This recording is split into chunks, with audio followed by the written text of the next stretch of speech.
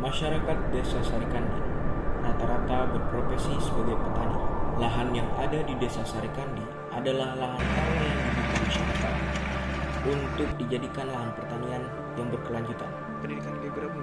Sehingga pada lahan rawa yang ada di Desa Sarikandi oleh masyarakat dikelola berdasarkan karakteristik wilayahnya.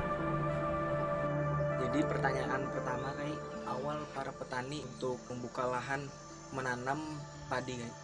Tahapan awal ini ada beberapa tahapan pembersihan lahan itu ya. Yang pertama pembersihan lahan yang masih mempunyai rumput, itu rumputnya disemprot dulu. Setelah disemprot dengan obat rumput baik itu yang sistemik ataupun yang kontak.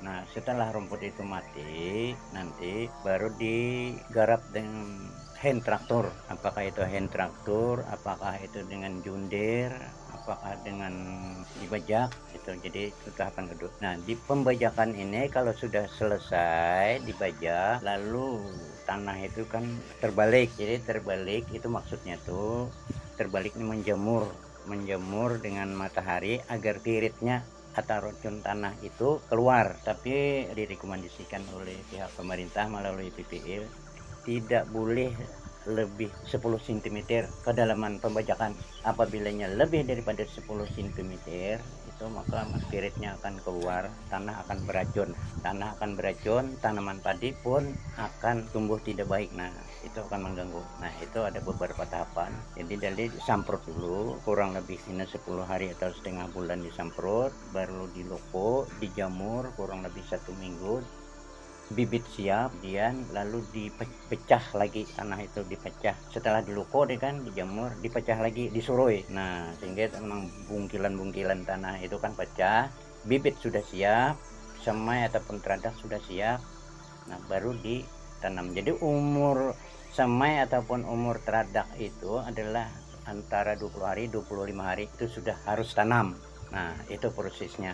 Itu adalah untuk varietas padi unggul.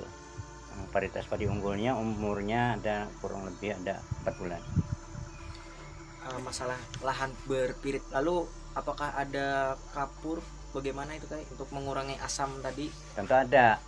Nah jadi kapur itu untuk mencepatkan menghilangkan racun, mengeluarkan racun itu dengan kapur drumit, kapur drumit.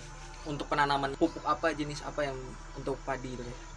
Kalau untuk padi ini sebenarnya kami memakai pupuk urea. Pupuk urea satu itu adalah untuk menumbuhkan anakan. Nah, tapi juga ada yang selain daripada urea itu seperti punska. Itu ada kan, ada N-nya, ada unsur haranya, ada kapurnya lengkap di sana. Itu kan lebih baik lagi untuk supaya akarnya tuh tumbuh lebih baik. Bila akar tuh tumbuh lebih baik kan mencari makannya banyak, otomatis anakan akan lebih banyak juga.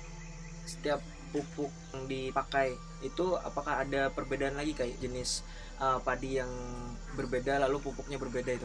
Oh tidak ada perbedaan.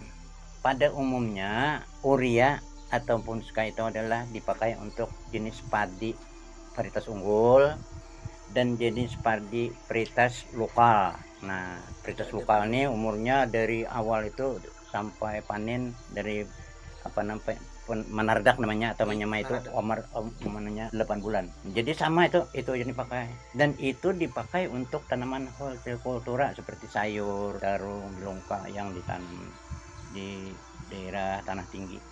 Kami di sini biasa memakai pupuk kandang namanya kotoran ayam. Kami beli satu karung itu 1.200. Jadi itu ditebar. Itu baik di sawah ataupun untuk tanaman sayur-sayur. Itu digunakan untuk selain daripada padi juga digalang-galang dan di berbagai ini tanami sayur. Bisa kami manfaatkan. Dari segi dua, kalau yang di sebelah ini yang sudah tumbuh itu adalah itu varietas apa itu namanya mas? Siam, tapi varietas unggul juga itu. Nah yang sudah tumbuh ini itu sudah 10 hari nih. Nah 10 hari lokal tapi sudah diubah menjadi varietas unggul. Nah ini jadi prosesnya pengolahan tanah, penyemuran tanah, menghilangkan pirit sampai kepada penanaman. Nah, jadi ini umurnya adalah 4 bulan dari sekarang sudah panen.